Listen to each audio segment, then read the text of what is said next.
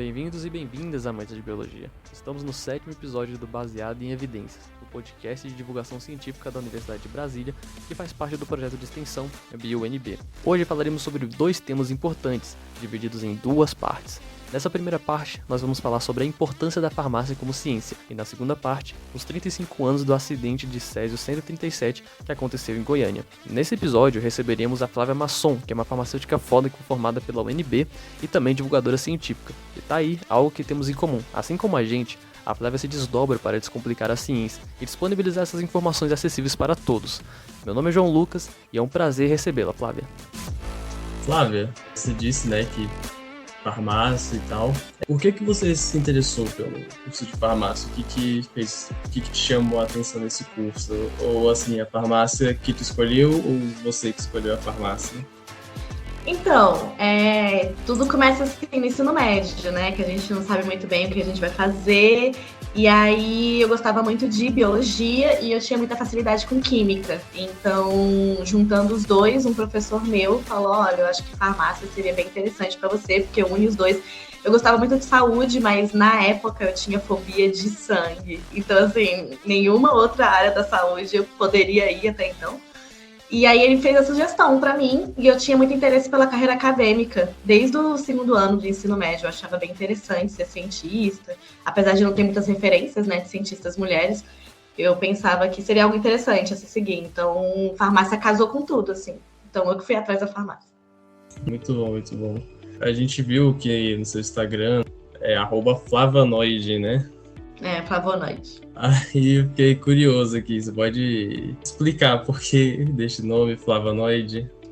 Então, o flavonoide, na verdade, são metabólitos secundários de plantas, Aí tem, enfim, efeitos anti-inflamatórios e tal. E aí eu botei esse nome no projeto porque eu tinha farmacognosia, que é essa área da farmácia que a gente estuda metabólitos de plantas, enfim.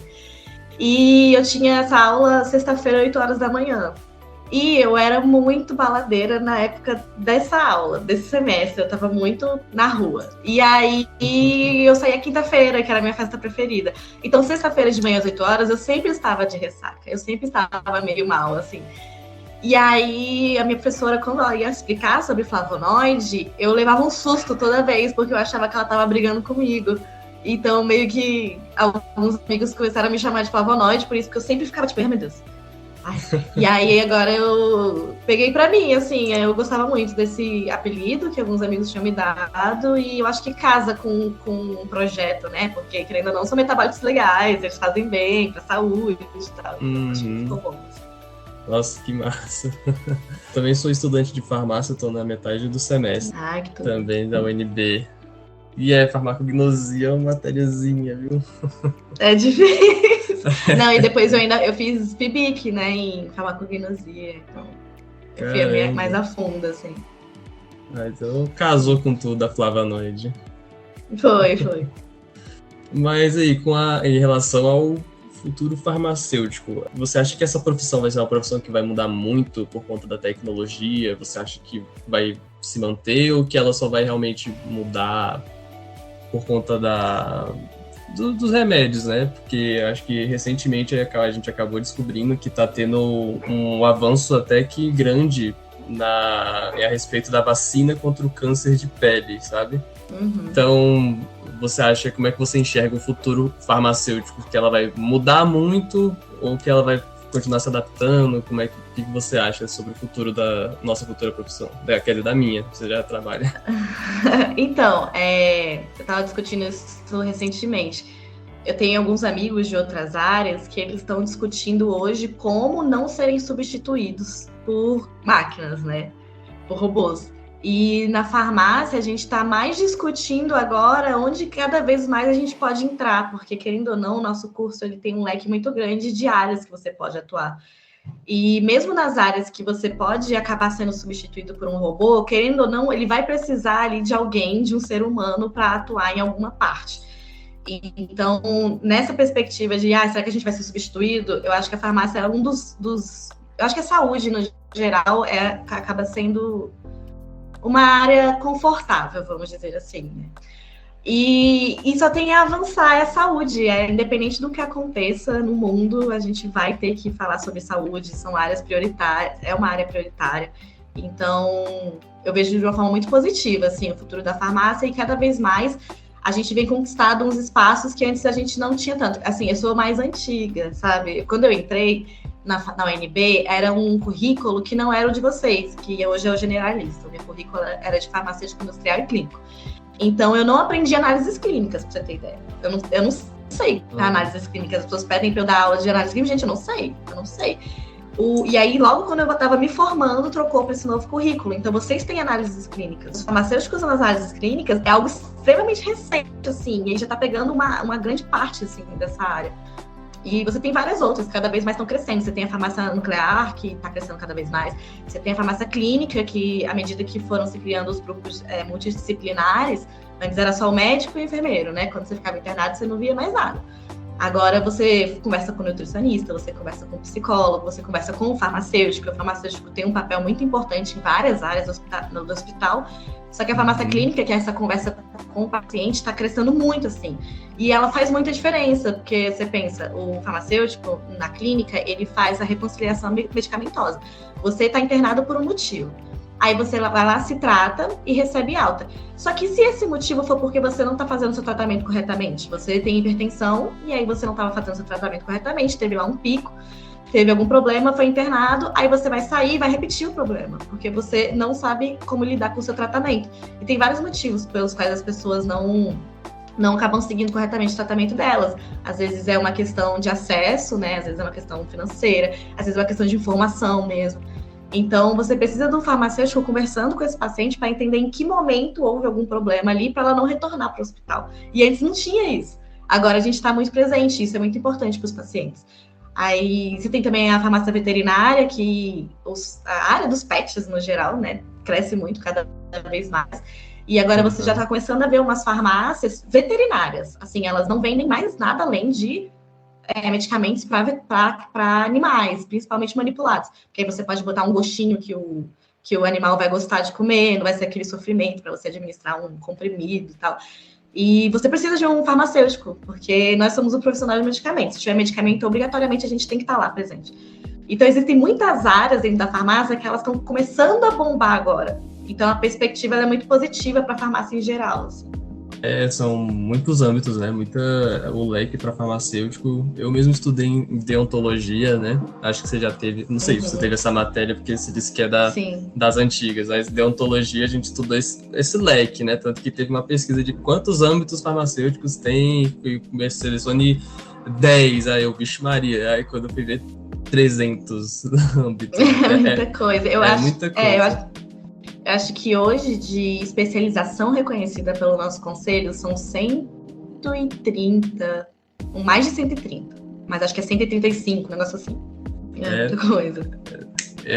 Esse negócio também do farmácias de pets, que é só pra animal. Eu vi uma recentemente, eu fiquei, caramba, que loucura, é só pra animal, é remédio só pra animal. Sim, e assim, a gente já falava sobre isso na época da faculdade, só que eu nunca tinha visto, né, uma farmácia para animais. Tinha normalmente na Pets, né? A Pets, ela tem vários setores, e você tem a parte lá que você compra lá os medicamentos, mas assim, normalmente a pessoa vai lá e compra de ser humano, parte, é isso. Mas quando eu vi a primeira vez, uns anos atrás, uma farmácia só de pet, eu falei, eu sabia que esse dia ia chegar, sabia. E chegou. Você tinha falado da farmacognosia, mas essa foi a área que mais te encantou na farmácia ou tem uma que você tem um carinho a mais desde a época da faculdade ou que você trabalha agora? Na verdade, a área que mais me encantou na farmácia foi parasitologia.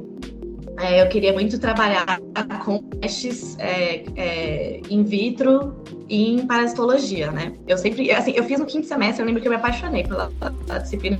Foi a única disciplina que eu tirei 10 em todas as provas. Foi incrível. Uou.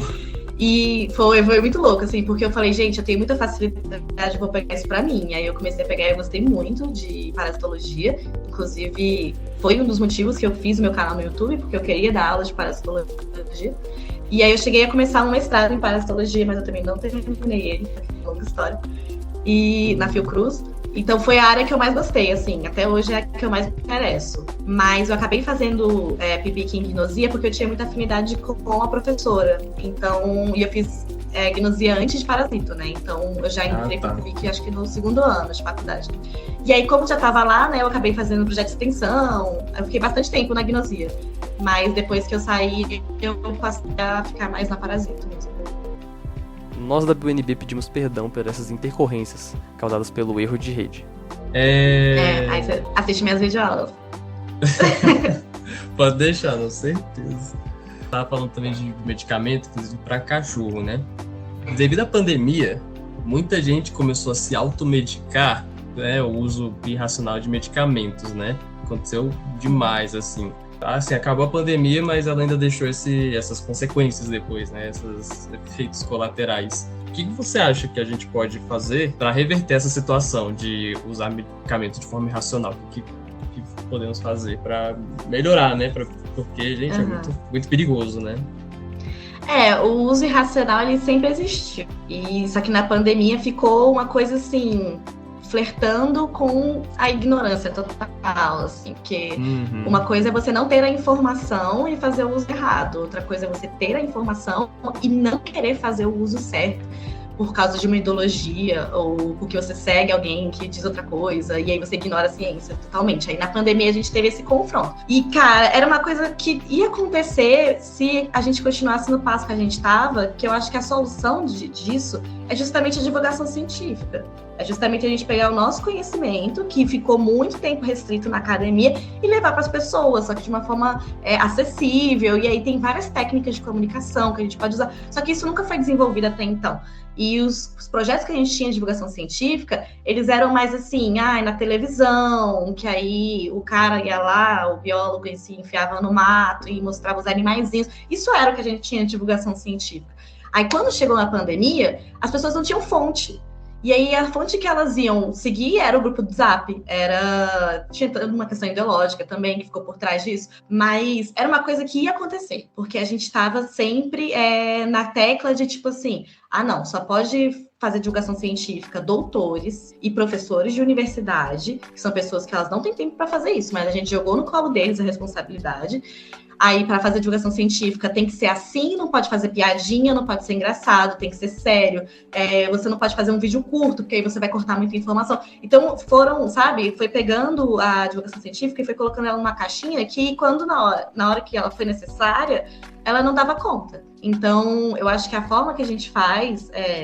nossa profissão faz isso, é uma forma de divulgação científica. O uso racional de medicamentos é uma pauta farmacêutica há muitos, muitos anos. Só que agora ela se tornou mais importante ainda e falta a gente aprender a se comunicar.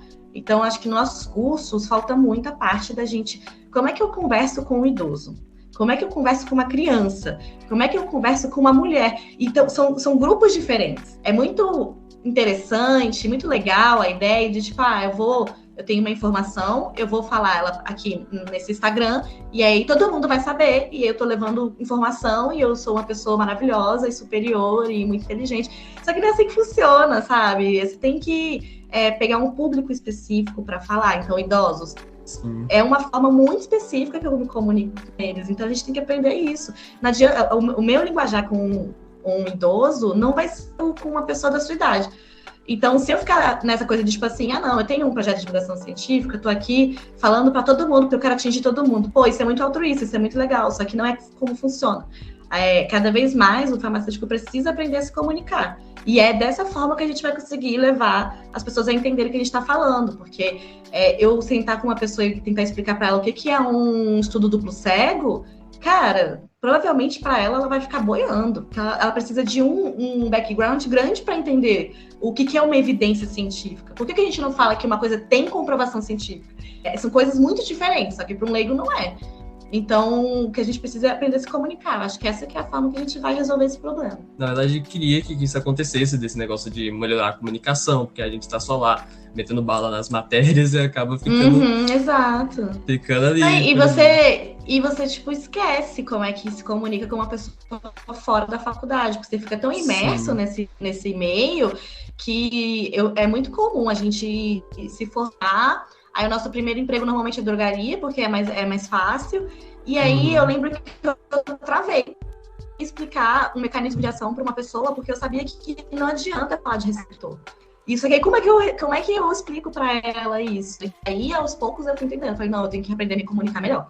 E aí eu fui pegando as formas como isso pode ser feito. Só que a gente não aprende isso na faculdade, então isso é um problema. A gente precisa aprender isso.